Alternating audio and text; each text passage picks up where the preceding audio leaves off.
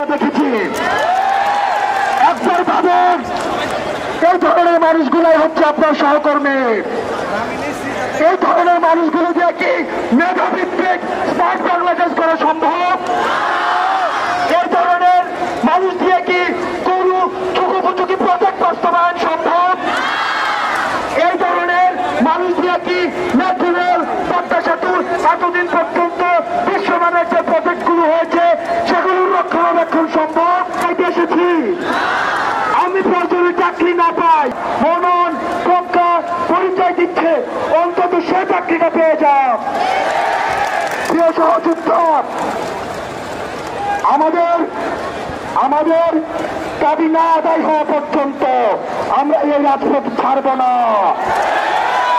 ও চাচা এক দাবি এক, কোথাও থামব।